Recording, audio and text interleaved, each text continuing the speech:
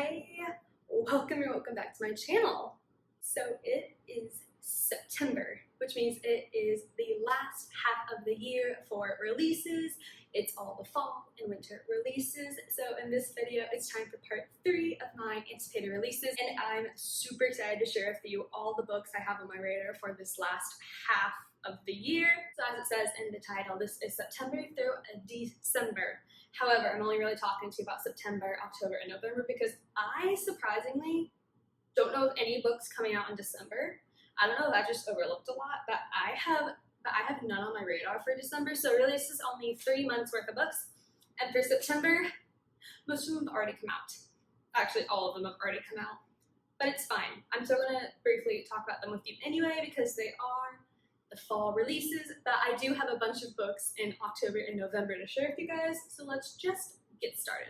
Okay, so my releases, I have 3 releases that I was super excited about for this month, and they were surprisingly pretty much all pretty big talked about releases, so I'm super excited to share them with you. So the first book on my radar for September that was released the 7th was The Bones of Ruin. So this is about an African tightrope walker in Victorian London, and she's immortal.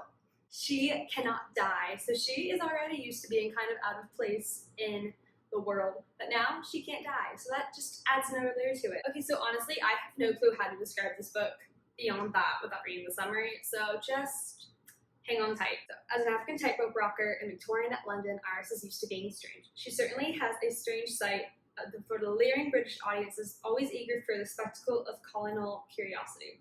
But Iris also has a secret that even strange doesn't capture. She cannot die.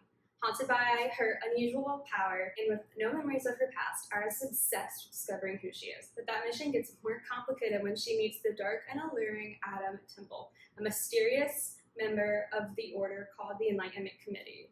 Adam seems to know much more about her than he lets on, and he shares with her a terrifying revolution. The world is ending, and the committee will decide who lives and who doesn't. To help them choose a leader for the upcoming apocalypse, the committee is holding the Tournament of Freaks, a competition made up of vicious fighters with fantastical abilities.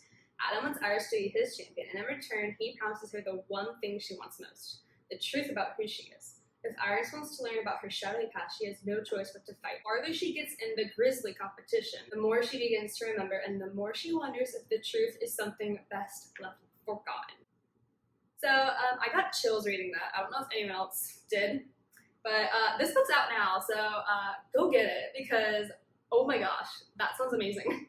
And so the second book I'm going to talk to you about today is The Love Hypothesis, and this has just swept book community. I think I've heard it talked about on every platform I'm on, so that's amazing. And this is just a STEM science romance. It's between 2 scientists that are fake dating, and it's grumpy sunshine. Give it to me. Also, it always makes me just, I don't care about Star Wars, but I really think it's funny that they look like Reylo. I just think it's hilarious. I don't even like that couple, so the fact I want to read this book when the cover just speaks volumes about how much I want to read it. But yeah, I've heard so many good reviews about this book, so I cannot wait to get my hands on it. And of course, I couldn't not talk about Bridget Kummer's newest release into the world, Defy the Night. So this is the beginning of a young adult fantasy, and there's a corruption, power, dynamic thing, and I'm here for it. So a fantasy series about a kingdom divided by corruption, the prince desperately trying to hold it together, and the girl who will risk everything to bring it crashing down. The kingdom of Canadala is on the brink of disaster. Rifts between sectors have only worsened since the sickness began raging within the royal palace. The king holds a tenuous piece of the ruthless hand. King Harriston was thrust into power after his parents' shocking assassination, leaving the younger Prince Coric to take on the brutal role of the king's justice. The brothers have learned to react mercilessly to any sign of rebellion. It's the only way to maintain order when this sickness can strike anywhere. And the only known cure, an elixir made from delicate moonflower petals, is severely limited. Out in the wilds, apothecary apprentice Tessa Cade is tired of seeing her neighbors die. Their suffering ignored by the unyielding royals. Every night, she and her best friend Wes risk their lives to steal moonflower petals to distribute the elixir to those who need it most. But it's still not enough. As rumors begin spreading that the cure no longer works and sparks of rebellion begin to flare, a particularly cruel act from the king's justice makes Tessa desperate enough to try the impossible: sneaking into the palace, but what she finds upon her arrival makes her wonder if it's even possible to fix Canadala without destroying it first. So we have a rebellion and corrupt royals and an apothecary, and all of that just sounds fantastic. So yeah, all these books I just talked about are out in the world right now, so go get them. And now moving into October, I swear, like every anticipated release I have for October comes out the same day. As you just saw in September, that happened again. But there's only so many Tuesdays in the world, so we get a bunch of double releases, triple releases, and honestly, it's a pretty good problem to have. So the first book of October that's releasing is coming out October 5th, and I am honored to have an arc of this, and that is Crossbones. Now, this is most definitely Pirates of the Caribbean vibes, so if you have any interest, check it out. So yeah, it's kind of questy Hunger Games meets Pirates of the Caribbean, and it's honestly a fun time. So we have 3 different points of view in this book, and as I learned last time in my September TBR, it is way easier to read the description for this book. Never trust a pirate. The blood bell tolls, marking the death of the Pirate King and the start of the trials. A heart-stomping competition where the reward is the blood crown. Only one contender can claim the island throne. Each will gamble life and limb to win. Captain, sister, maiden. Celia Abado yearns to prove her strength to the seasoned pirates who bulk at her youth and to her elder sister who has always craved her lead captainship. She will risk everything to become the first pirate queen no matter the cost. Stealer, son, legacy. Kane Blackwater wants to leave behind the dirty gold and shady trades he's made to keep his father's ship, the Iron Jewel, alive. The trials represent a new beginning, yet rumors of a secret era swirling, threatening his hope to becoming the Pirate King. Stowaway daughter Storm. Lorelei Penny longs for nothing more just to avenge her mother's death. Stowing away on the Iron Jewel was supposed to get her closer to the killer.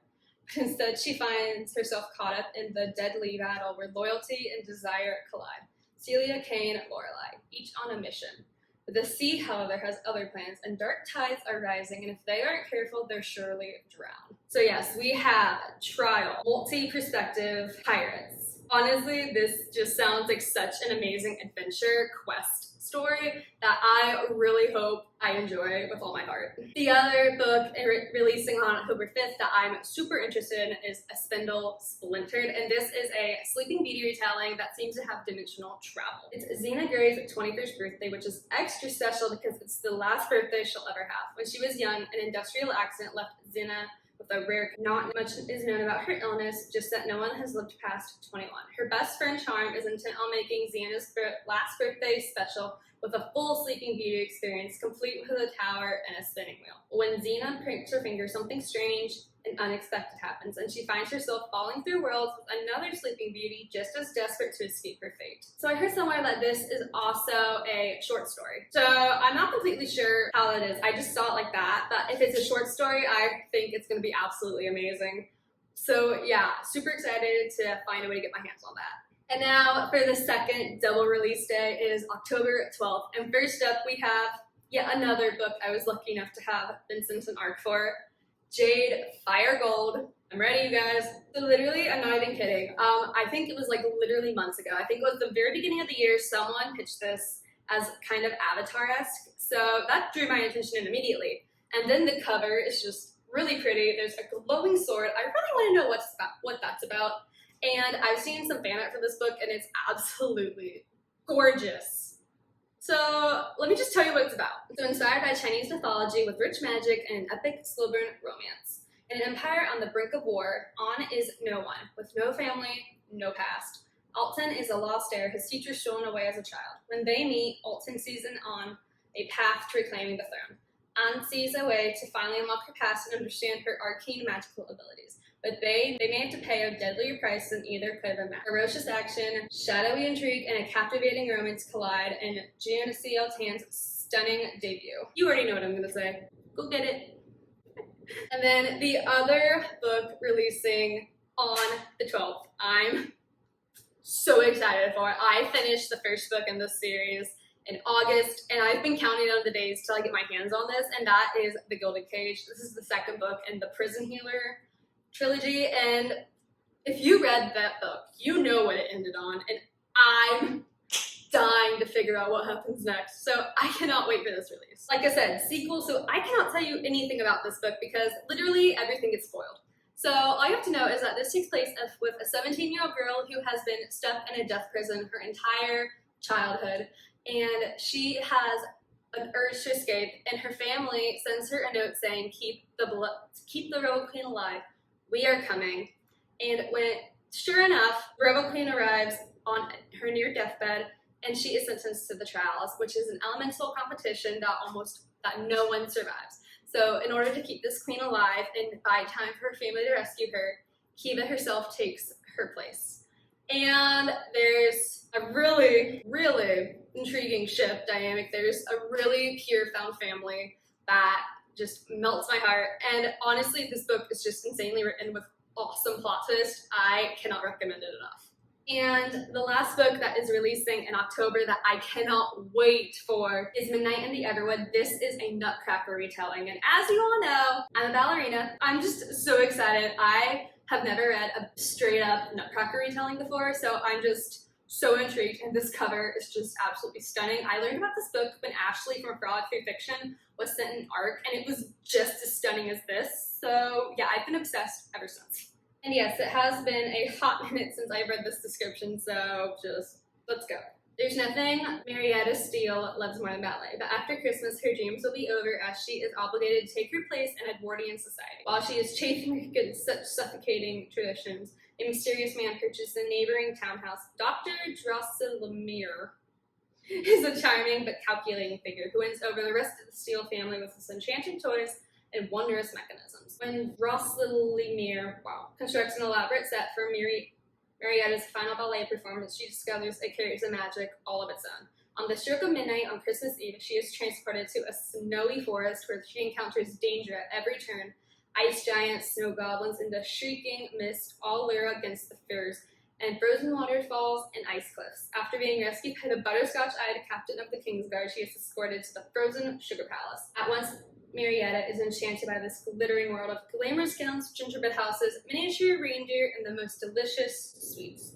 But all is not what it seems, and Marietta is soon trapped in the palace by the sadistic King Galem, who claims her as his own. She is confined to a gilded prison with his other pets, Elara, whose words are as sharp as her tooth, and Perlipata, a princess from another land. Marietta must forge an alliance with the two women to carve a way free from the sugar-coated but treacherous world and back home to follow her dreams. Yet in a world brimming with rebellion and a forbidden romance that risk everything, such a path will never be easy. This just makes me happy, you guys.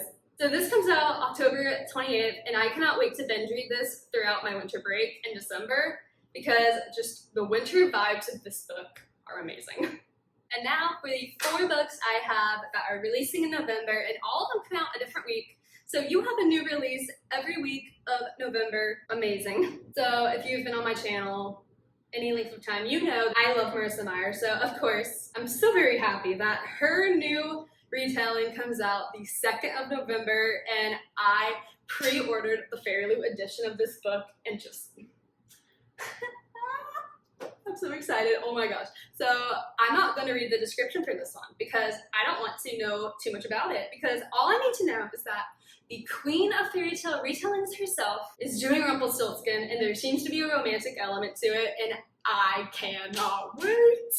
Like, give it to me right now. I'm so excited. So, yeah, I just heard the words Rumpelstiltskin retelling and Marissa Meyer, and you know I pre-ordered it. And the next week, on November 9th, we have Skin of the Sea releasing, and this is also a kind of mix between fairy tale retelling and African mythology.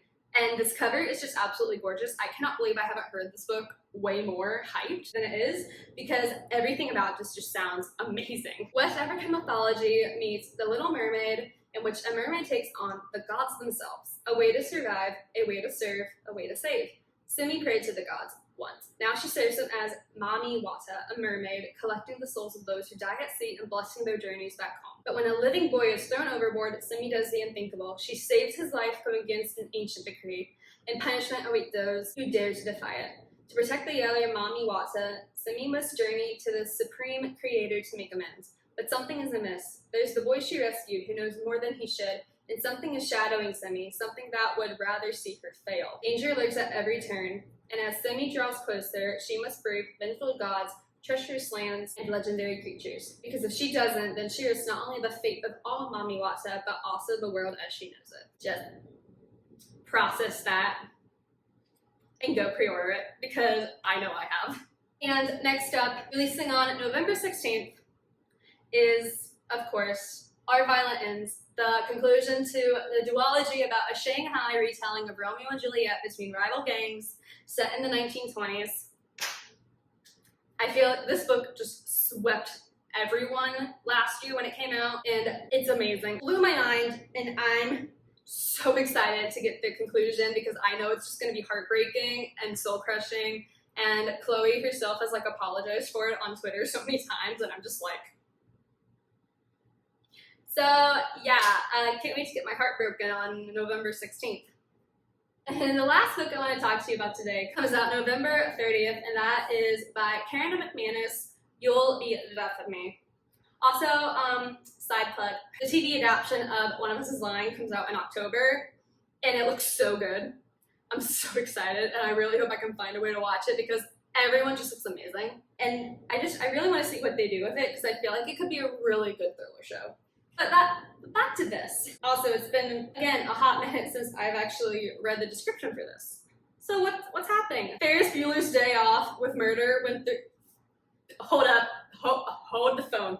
Ferris Bueller's Day Off meets murder. That is the most brilliant tagline I've ever heard in my life. Oh my gosh, that's awesome. That's actually awesome. Ferris Bueller's Day Off with murder from three old friends relive an epic ditch day, and it goes horribly, fatally wrong. Ivy, Matteo, and Cal used to be close. Now, all they have in common is Carton High in the beginning of a very bad day. Type A Ivy lost the student council election to the class clown, and now she has to face the school humiliated. Heartthrob Matteo is burned out. He's been working 2 jobs since his family's business failed. And outsider Cal just got stood up. Again. So when Cal pulls into campus late for class and runs into Ivy and Matteo, it seems like the perfect opportunity to turn a bad day around. They'll ditch and go into the city, just the 3 of them like old times. Except they've barely left the parking lot before they run out of things to say. Until they spot another Carson High student skipping school and follow him to the scene of his own murder. And one chance move, their day turns from dull to deadly, and it's about to get worse. It turns out Ivy, Matteo, and Cal still have some things in common. They all have a connection to the dead kid, and they're all hiding something. Now they're all wondering, could it be that their last chance reconnection wasn't by chance after all? And on that note, so yeah, Karen McManus is like the one thriller author that I would read everything by her because, did you hear that description? This woman, her mind. So I really hope you guys found some new books from this list. I know I got re-hyped for every single book on this list. So I really hope I introduced you to some new reads to anticipate. So let me know in the comments what book you cannot wait for to release. Anything releasing in September, October, November, or December, because as obviously I said earlier, I have nothing for December, so I'm really curious what's even coming out. So yeah, let me know an anticipated release in the comments, and I can't wait to chat with you.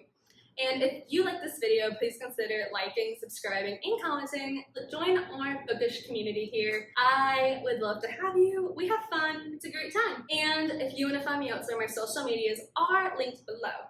Until next time, I'm Kay. Thank you so much for watching. Bye!